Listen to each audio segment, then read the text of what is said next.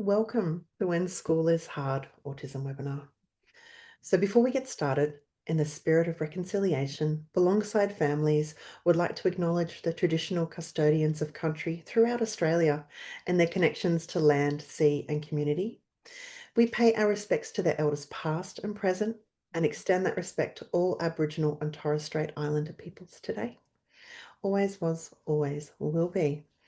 My name is Christy, and I am joining you from beautiful Darkinjung country. You're welcome to share the name of the country you're on in the chat. I identify as ADHD myself, and I'm also a parent to an incredible young human who is also ADHD. I like to say he got it from his mama. Tonight we are joined by the fantastic Dr. Siobhan Lamb, a neurodevelopmental educator and experienced teacher who has spent over 20 years supporting neurodivergent students and nurturing their minds. So in this session, we'll cover why traditional school environments often clash with autistic needs, how to nurture your child's identity and confidence at school, and alternatives to mainstream education. That's enough from me. I'll hand over to Siobhan. Thanks, Siobhan. Thank you very much. Hi, everyone. Thanks for coming at this late hour. Please put questions in the chat, and I'm sure that my email address can be shared at the end and you can email me questions. I am pretty bad at getting back, but I will try my hardest. So I work as a neurodevelopmental educator at the interface between medical care teams and schools. So the research has shown without a shadow of a doubt that parents are bridging that gap, and it's too much. It's exhausting, it's tiring. Parents are becoming overwhelmed and they're not able to do their job of parenting because they're too busy trying to understand school systems and medical systems and everything else in between. And so I'm really passionate about taking that job away from parents and letting me or someone like me do that so that you can go back to being a parent to your wonderful children. I'm going to start sharing now my screen. Let's see if my wonderful tech skills actually work. Did that work from beginning? Okay. I know an acknowledgement of country was just done, but I always like to thank the emerging leaders of the Gadigal people of the Aurora Nation, my students, who sat with me in that very uncomfortable presence of helping me go from not knowing to knowing about a community I am not part of. It's really hard and uncomfortable when the knowing is from a child and the not knowing is an adult, especially when that adult holds a position of power like a teacher. And so I would really like to thank them. And I try to be like them on any given day, trying to help neurotypical people or holistic people go from not knowing to knowing and nurture their uncomfortableness, not with judgment, but with compassion.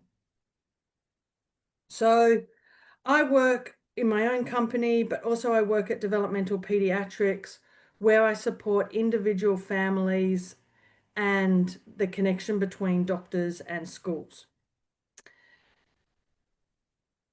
Today, we're going to look at why autistic children struggle. Now, just as a little bit, I'm autistic, I have ADHD, I'm dyslexic.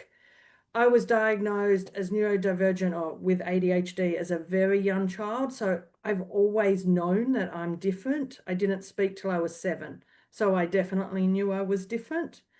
I have 3 neurodivergent kids with a whole range of between autism, ADHD, anxiety disorders, dyslexia, dysgraphia, dyscalculia. And I have worked to understand the needs of students so that present all different ways that are autistic and other neurodivergencies. So the areas of struggles and why traditional school environments don't work for autistic kids is one, sensory. The sensory environment is very, very hard. So my oldest child used to tell a joke, and as you know, all jokes have a little bit of truth in them. And he'd say, everyone thinks I'm fine, I'm walking around just fine, but really deep down, deep down inside my shoe, my sock is sliding off. And it was his way of saying, if his sensory environment is not right for him, he can't concentrate on what you're saying. It empowers everything. Bright lights, crowded corridors, this all leads to overwhelm. And it's really important to understand that you have two people sitting next to each other, an autistic and an allistic. The autistic isn't wearing headphones because they can't cope with the level of noise that the person next to them is coping with. It's because the level of noise is louder for us. We take on more information, and every bit of information is louder and less predictable. If it was that loud for you, believe me, you'd be grabbing for my headphones. So understand that two people in exactly the same situation actually have very different processing of that situation, of those senses, of that sensory input. There's also a social expectation around group work, around how we should behave, around what's even hard and easy.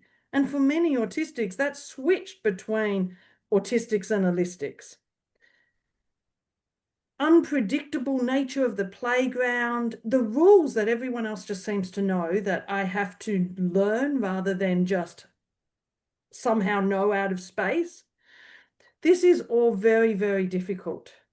We also have executive functioning demands, which are very hard because some schools just believe that we were born knowing how to prioritize, how to deal with time, how to organize our thoughts and have impulse control. But these are often far more difficult for autistic children than the actual matter being taught, the subject matter. And so teachers spend all their energy and focus on the subject matter when it's actually the scaffolding and everything around that that's more difficult for us. We also have behavior misinterpretations. I love the double empathy problem because it really explains it to me. That if I speak English and I walk into a room of only French speakers, I'm going to have difficulty communicating. I'm going to have difficulty socializing. I'm the one with the problem. But then if I take one of the French speakers into a room of English speakers, all of a sudden I'm fine. And it's the French speaker that has the difficulty communicating. Now, there's no difference. There's no better or worse than speaking French or English. It just happens to be who's the majority in that room at the time. And whoever the majority is are the ones that are fine, and whoever the minority is the one with the issues, the one with the problems. And that's double empathy. We just somehow don't relate completely. Now, what's happened in the past is we've said to our minority groups, and believe me, this cartoon is how a lot of my autistic students have felt, that they've been told that if you don't understand what I'm feeling, that's your fault because you're autistic. But if I don't understand how you're feeling, that's your fault because you're autistic. We need to teach all kids that we all exist with slightly different processing. Some might speak English, some might speak French. And it is all of our responsibility to try and bridge that gap when we want to communicate. So one person isn't expected to completely learn how to speak French. Let's use some sign language. Let's bridge that gap. Let's go halfway each. There's also a mismatch of priorities a lot of the time, that our schools still, unfortunately, value conformity and are too rigid rather than valuing flexibility and different thought processes. And this is where most of our kids come a cropper, unfortunately, is the misunderstanding of our schools that they don't have to look a certain way. We don't all have to do things by compliance. It is not gold standard to be compliant. And one of the biggest issues I see with my autistic clients is teachers often see that when a child becomes more compliant, that they've won, this is great. But in fact, autistic kids, when they become more compliant, it's because they don't feel safe. So an increase in compliance should tell the teacher something's very wrong here. But instead, it often tells the teacher, you're doing great guns. So when it doesn't work, this is what a lot of students of mine have said to me. When people don't understand you, you start thinking there's something wrong with you. That's when I get sad all the time. This little boy was only 8 years of age. A 14-year-old said, by the time they gave me help, I'd already stopped caring. I'd already given up. These are very sad stories for such young people to feel completely misaligned with their school system, with their community. So, and I love this cartoon. So this shows that I don't believe any kid has ever woken up and said, my goal today is to piss off Dr. Lamb. That's what I'm going to do. I'm going to piss off Dr. Lamb with everything I have. Instead, they sit there and they try and do exactly what they're asked to do. They're trying to grab every balloon. But eventually, they can't grab them all. So they get one and they say, stuff it. I've had it. I'm done. Now, if you have a kid like me, it might be vocal. A chair might be thrown. You might really see that they've said, stuff it. But many kids, and many autistic kids, the easiest way to escape that room is to put their head down on the table and go to sleep. It's not confrontational. And teachers then say, wake up, what are you doing? But if a child ever lays their head on a table, it's a sign that that child does not feel safe, that you have overwhelmed them with demands and that they are over capacity. So how do we work with schools? Look, this is no one's fault. We have a systemic issue that we work in silos. We have medical teams, we have doctors, we have allied health. Everyone's working in silos and no one's really bridging that gap at the moment other than parents. We have different languages in schools and doctors' surgeries and homes, different goals, and even different timelines.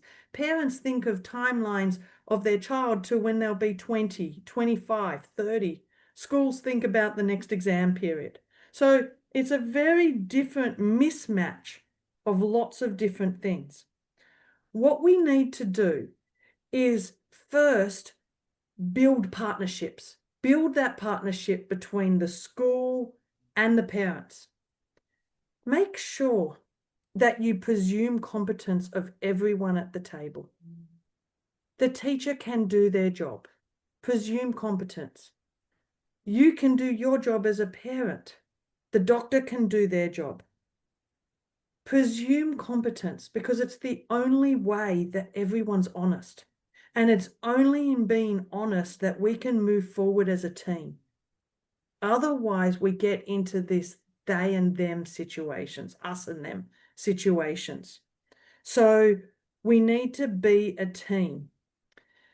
It is very good if parents can understand the language of disability legislation, the language of individual learning plans, what accommodations they could ask for, what their child's classroom needs are. It's also good if the parent does understand the clinical framework and the diagnosis processes. But if you don't, you hire someone like me, or you hire someone that can help you bridge that gap so that the teachers aren't stuck with these reports where doctors are asking for things that simply don't work in a school context. So that you get someone to bridge that gap. It's great if you have a school where there's lived experience of neurodivergence in the staff. And if there is, get that staff member in that meeting. I don't even care if they don't teach your child.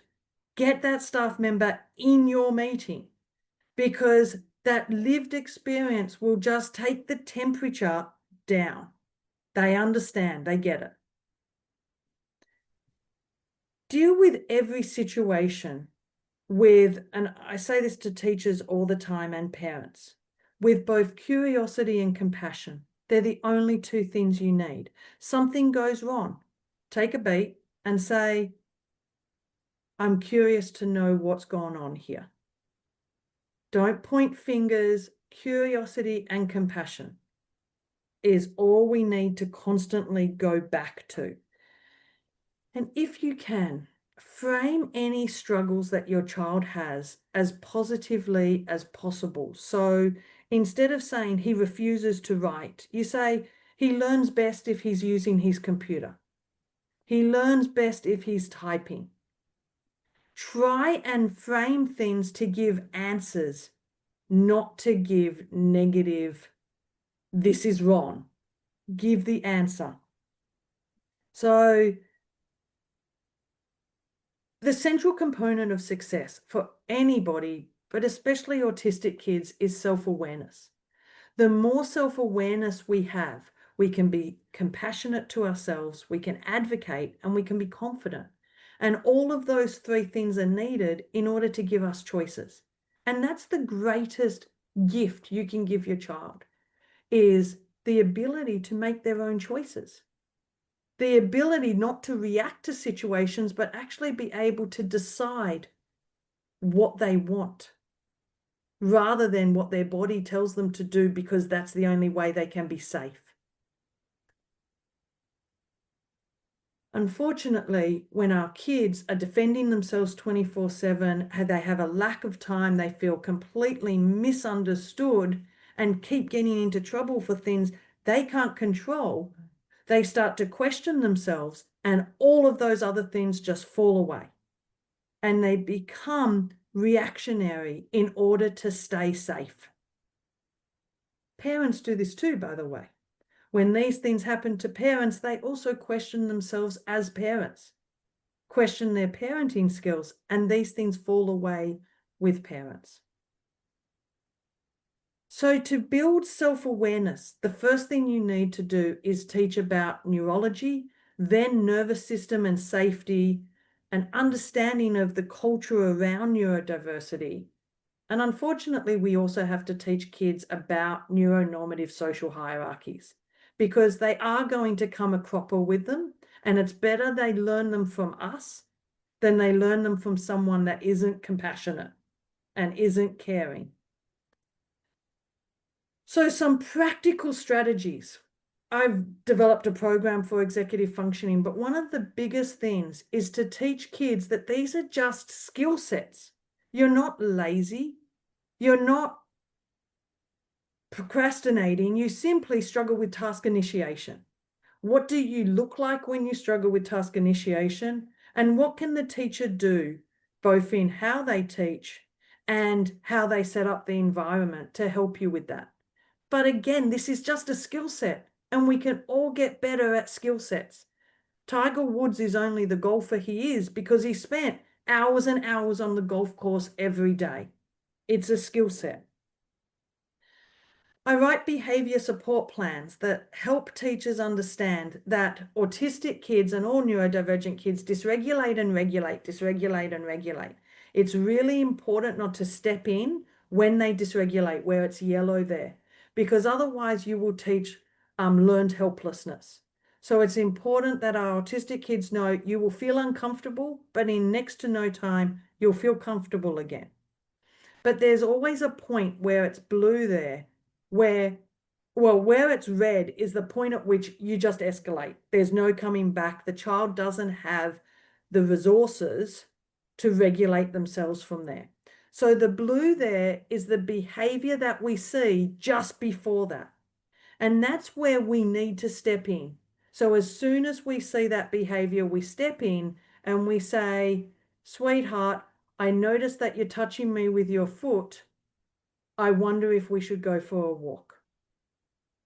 You use declarative language at that point, calmly, in a neutral tone or a sing-song voice, and ask them to regulate. Whatever you've worked on beforehand, whatever the child has said helps them regulate, that's what you do at that point.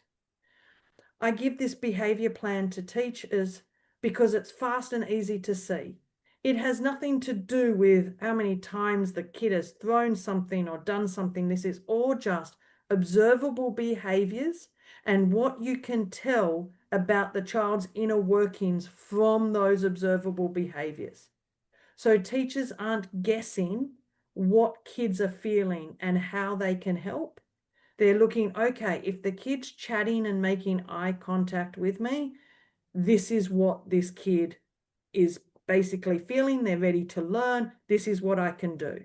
If I start to see this child start to speak in a monotone, do uncontrollable laughing or silliness, they're in the yellow zone. I don't step in there, but I know that that's where they are. And I look out for the blue zone. And as soon as the blue zone hits, that's when I step in with the declarative language to help the child leave the situation. This is just another practical strategy I use. One of the worst things you can do to autistic kids is imagine driving along and someone saying to you, and this might not be bad for you, but even telling this story will increase my anxiety. Turn right, turn left, turn right again, turn left, slow down. I would end up saying, get lost, get out of my bloody car. I need you to tell me where we're going. Where are we going to begin with? And then in my head, I will have mapped out a picture of how to get there. Giving me little directions without me knowing the end never works for me and doesn't work for many autistics. To the example, when I read a novel, I tend to read the first 2 chapters to see if I'm interested. Then I read the last chapter to know exactly where it's going, to reduce my anxiety. And then I go back and read from then on, from chapter 3. And then I can read for pleasure without having to rush through it because my anxiety is rising. So this I use as the first thing I do is say what the activity is for the A. It's the AEIOUs of going through class and activities. Then the next thing I do is the output. Exactly where are you going? What will this look like? What do I expect from this activity? And I give them a worked example, exactly what it will look like. Then I go back to E, the equipment, so that they only have the equipment with them that they need. So they don't become distracted. I always think I need a drink bottle, but other than a drink bottle, everything else is just what they need. And then the instructions, which is next, is specific, numbered, very, very chunked down with a time frame. Do question 1 on page 15, 15 minutes. Do question 2, so that I know exactly what to expect. And then U is upload. But all my students know that this is a goal, an idea, a suggestion, but there's always compassionate flexibility in my classroom. If it takes you longer, it takes you longer. We look at that. That's no problem whatsoever. The only reason we do this is to take the guesswork out of learning so that you don't get anxious about all the guesswork that we're just expected to do socially. Let's not do in the classroom too. Goal setting is very important. We do a lot of goal setting. We do it in 15-minute slots.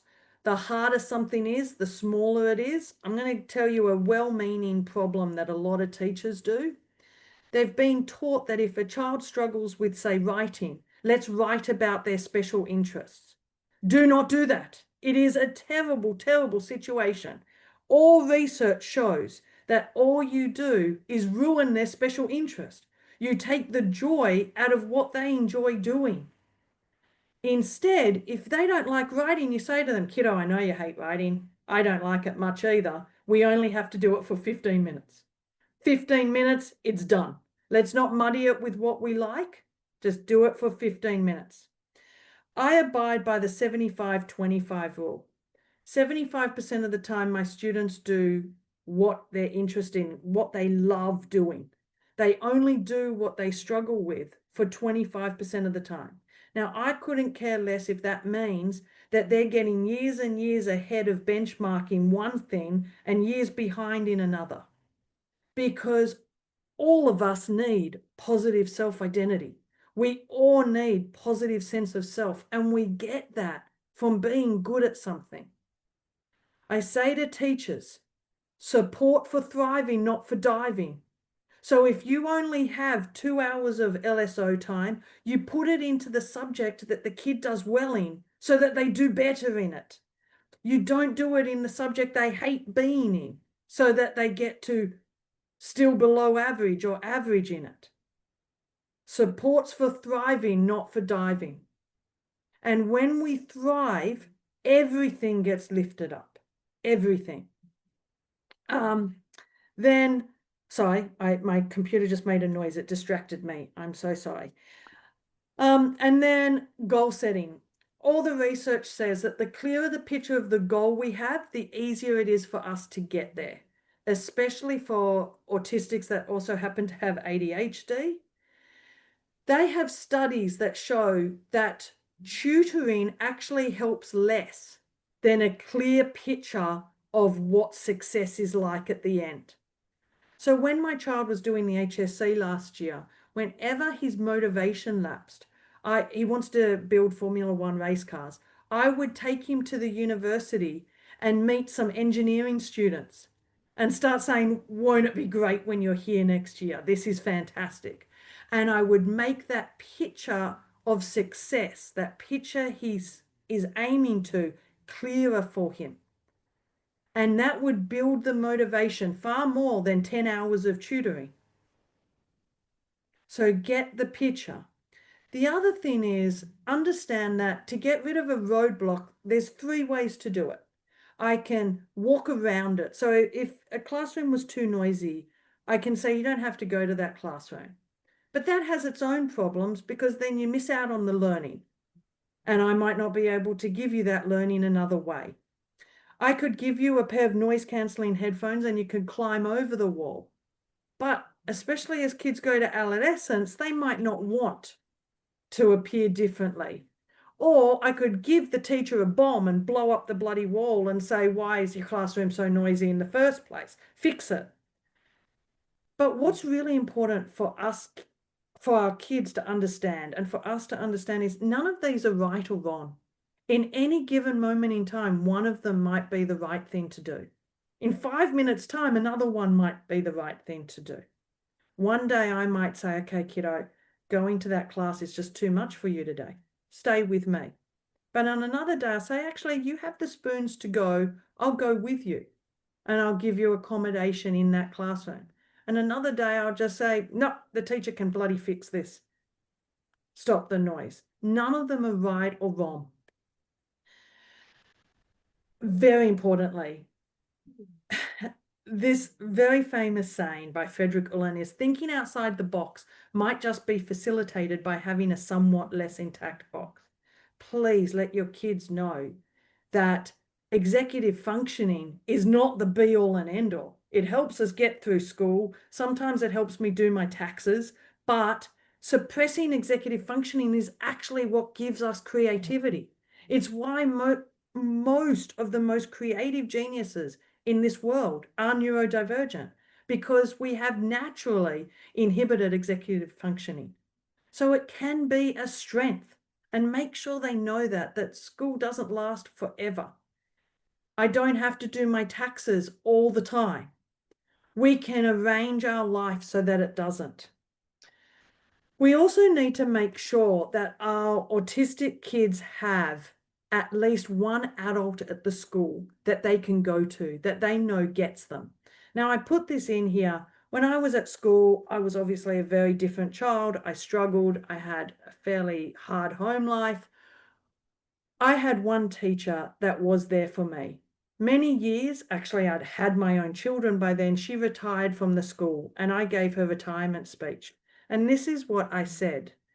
I said, Mrs. Dansker once told me that a great teacher is not one with bells and whistles, but one that truly cares, one that is there for their students whenever they need to be. You are truly a great teacher. This school is not an easy school. I got here not even knowing how to spell the word homework. Nevertheless, the copious amount set. I had a life without boundaries to a place with a book full of rules and regulations. However, you always made me feel welcome and that I belonged. I knew that no matter how hard I was finding school, I had a soft place to land in your classroom. You offered support and advice be it during the day or way before the school bell rang or way after it rang in the afternoon. You helped me understand that my strengths outweighed my challenges. I was speaking to someone recently concerned with my child's progress and said, if I'm not my child's biggest advocate, who else is going to be? I don't see any other volunteers. And then I felt this rush of emotion because you did volunteer. Whenever I was in strife with a teacher for talking out of turn, not completing my work, or God knows what else, you were there to support me. You always had my back, and I say thank you. You are a great teacher, but to me, you have and always will be my mentor, my confidant, and first and foremost, my friend. This is what great teachers can do for our kids. We need every one of our kids to have one of these people. It only takes one they can go to that they truly feel gets them and they belong. One, and someone said this the other day, I went to a talk by Samson Dunleavy, I think you say his name, and he said something that I thought was wonderful. Every part of you is safe with me. And it is such a statement. Your child needs someone that they feel that every part of them is safe with them. If they don't have that at school, search for it. Search for it. They don't have to be their teacher. Search for the one person who can be that person. Then when we look at accommodations, my son wrote this when he was 14. I am autistic. When I'm at home, the environment has been designed by both myself and my parents with my process in mind. At home, I am not disabled. I enjoy life, socialize, and excel at what takes my interest. When I leave my house, many barriers and attitudes that affect me more than my friends, which makes me feel not welcome, not included, and thus I opt out of participation. This could be as simple as the harsh lights, people jostling, or the noise of the multiple conversations around me. When I leave my house, I become disabled. The teachers at school try their best to support me, but they discuss accommodations and how I need support, what they need to do for me. This makes me feel like a burden. I don't want to feel like a burden. I don't like feeling like a burden. So again, even though the teachers are trying, I opt out of participation. The teachers would prefer to live in a world where people like me don't exist. They may not even be aware of this, but I am. With all of the, you're doing so well, people wouldn't even be able to tell you're autistic now. How do you think it would be received if they said to my Asian friend, you're doing so well, people wouldn't even be able to tell you're Asian now? This really explains how accommodations are actually harmful. That we need to redesign school so that we all come to the party together. And we can do that. We can say, stuff these accommodations. I don't want my child to have headphones if nobody else does.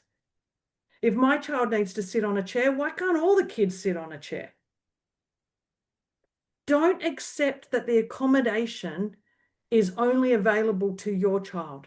Ask for it for the whole class. Ask for it so that your child doesn't feel like a burden.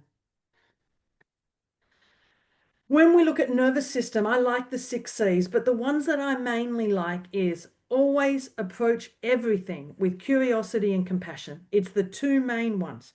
If we could just get rid of immediately just judging people and just approach with, okay, sweetheart, I get that.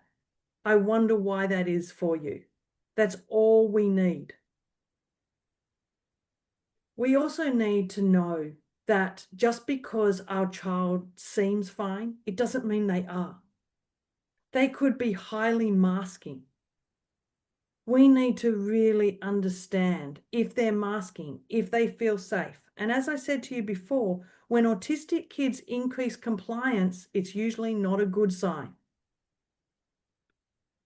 We need to understand neuroculture and Crenshaw has this great vote. Identity isn't simply a self-contained unit. It's a relationship between people and communities, people and institutions.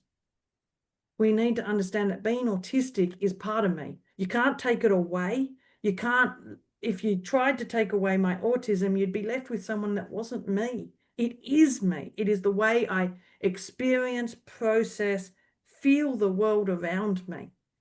And to be proud of being autistic, you have to understand that your child, it is them. It is when people say, you are so much more than your autism.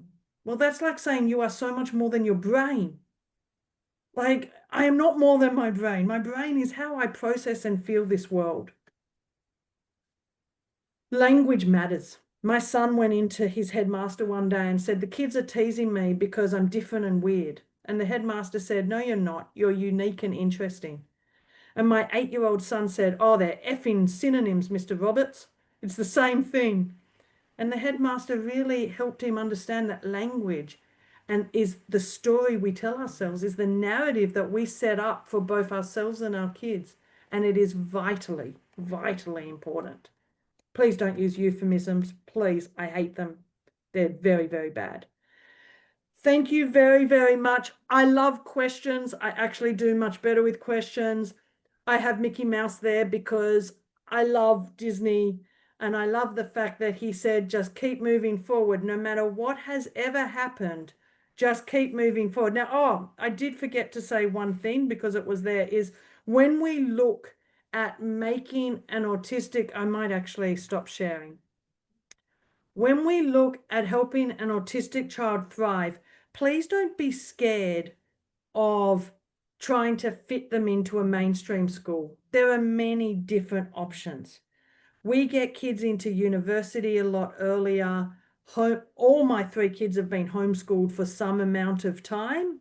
I do love school, but I would never squash a child into a mainstream school. If I can't make that mainstream school open up so that the child feels that they belong there, the child wouldn't be going there for me. So there are many different, I have many kids that I put on part-time things so that they learn at both university and school, or they learn at home and school. If they get very tired, they never have to spend a full day at school. If there are just parts of the school day that are too hard for them, we work out how to avoid those, how to make that work. I am a believer in inclusive schooling before people scream at me, but I do believe there is a place for segregated school settings if a child needs that at that moment in time. That small places where it can help the child flourish for that moment in time. It might be needed. I wish that I could knock down every single school and start to build them afresh so that segregated settings, small schools weren't necessary. But right now, please don't feel guilty. Please don't think you are not making a party line if it fits your child better to be in a smaller setting. You do what's best for your child. And then homeschooling, again, please don't ever think you've failed or anything else. If you decide homeschooling or unschooling is the option that's best for your child at that moment in time. As I said, all 3 of my children have been homeschooled at various points in their schooling because just at those points, schooling wasn't an option for them. It didn't work for their self-efficacy. So the main thing I'm trying to get here is I don't want to ever think that the benchmark, and I hear this all the time, is, oh, this kid got through the day without a meltdown. How is that a benchmark that we aim for? The benchmark should be the child came home not being able to stop talking because they were so excited and they felt safe and connected. Thank you very much. Please ask lots of questions. We've got quite a few in here, Siobhan. Thank you for that. Yeah, really, I just want to let people know that we can't give personalized advice, but we can answer some general questions. How about some ideas for navigating the lunchtime dynamics at school? Those social dynamics can be really complicated. So a lot of autistic kids do better in structured environment. So I encourage schools to have groups, or so do chess club or board game club. The one thing that they really need to understand though is please don't ever force an autistic child to go. It's not a forcing, you're better at this club. It's just an option, just like it's an option for all kids. If you want a slightly quieter environment where there is a shared focus, this is available. Perfect. Another one, suspensions. That can be a really, really common thing that a lot of our kids face. How do we navigate this? So unfortunately, it is we are too overrepresented in the suspension statistics. It's a terrible situation. Know your rights, firstly. So know when a school can and can't suspend, know the logistics around that. If you don't, go see someone. Come see me. Look, I've stopped many kids from being suspended, and I've helped parents navigate the whole process so that it doesn't happen again. It is wrong when parents say disabled kids cannot be suspended for something to do with their disability. They can be. They simply can be. It isn't against the Disability Discrimination Act. If what they're being suspended for makes another child or a teacher unsafe. So it's about navigating the situation so that everyone feels that they've been heard and seen. Now, look, I had a child that was very violent, struggled a lot at school. And so I said to the school, I never want a formal suspension. So if anything goes wrong, you call me and I will come and pick him up. And the school always did that for me. Always, I went to pick him up. I also, the more the school cares and understands your child, the less likely they are to drop the suspension hammer. So help them understand them. I'm saying him, sorry, because my son's him, but help them understand your child. Help them understand why your child dysregulates, how they can stop that dysregulation from occurring, how they can see, just like I said with the behavior support plan, how they can see that dysregulation occurring so it's not too late. That's how you can help with suspensions. Amazing. Thanks so much. Well, there have been quite a few other questions, and we do appreciate you folks, but we are running out of time. I was just going to see if you have any one last piece of advice that parents can carry with them in these challenging times. So the biggest one I say to parents is please be kind to yourself. It is very hard at the moment. We're living in a climate at the moment where everyone is under pressure. We have job insecurity, financial insecurity. We even have food insecurity. When we have all these insecurities, everyone is overwhelmed. Everyone is working above capacity. When people work above capacity, from the teachers to the parents to the children, everyone's becoming emotionally dysregulated. When teachers are emotionally dysregulated, believe me, it's very hard for an autistic child to be regulated in that classroom. When parents are emotionally dysregulated, it's very hard for the kid, the child, to be emotionally regulated at home. The best thing we can do for all of us is to be kind to ourselves and to be kind to others. And whenever anything goes wrong, look at it with compassion. Now, can I tell you just a little story? This isn't about kids, but I'll tell you this little story. Not that long ago, I was out and a woman's child was having a meltdown, obviously not coping. The woman was not coping, was on the phone, I think with her partner or something, asking them to come. Another woman started yelling, take care of your child, that child shouldn't be screaming, all of this. My friend and I were there and we looked at each other and she said, I'll take the mother, you take the other woman. I said, okay. So she went to the mother and she said to the mother, I'm so-and-so, and this is how you always help people. You introduce yourself first. I'm so-and-so. I've been in this situation many times. I have children. What can I do to help you? This is very hard. What can I do? Because all parents want, if you've been there, is practical support in that moment in time. I went to the other woman and I said to her, hi, I'm so-and-so. the way that you are addressing this woman is not something you do unless you were in distress. Is there something wrong? Is there something I can do? And the woman started crying and said, my husband died a week ago. Life is about addressing everyone with compassion, even the person not addressing you with compassion. If you have the spoons, deal with everyone with compassion and curiosity. I say to my students, drowning people drown people. That's one thing I'd take away. Compassion and curiosity. I absolutely love that. Thank you so much, Siobhan. That's been absolutely wonderful. Your insights are just so valuable, and I really appreciate you sharing them with all of us here tonight. And I also really want to thank all of our participants for taking the time to join us tonight. And, we're all learning ways that we can support our kids at school. And I too just want to let you know that you're all doing the very best for your kiddos. Um, you're doing a great job.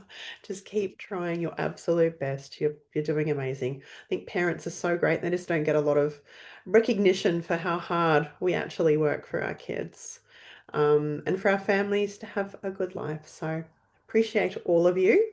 And just to wrap up, I will let you know that in the coming days, all participants will receive an email. It'll have a link to today's recording.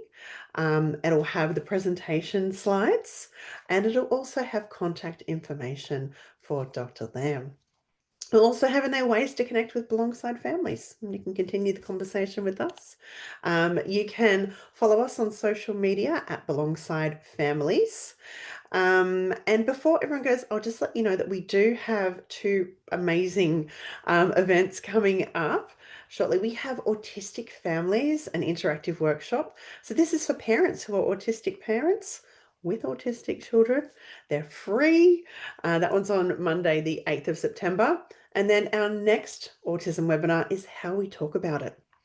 And it's going to be unpacking the language that we use and things like that. It's really, really amazing. And we have Sandaya Menon coming in for that one as well. But again, thank you so much, Siobhan. It has been an absolute pleasure having you here speaking with us tonight. And I appreciate all of you lovely human beings for staying up late and getting in some education for our kiddos. So we will say good night, have a lovely evening, make sure you hydrate and be extra kind to yourselves, lovely humans. Good night. Good night, Thank Siobhan. you. Thanks. Bye, everyone.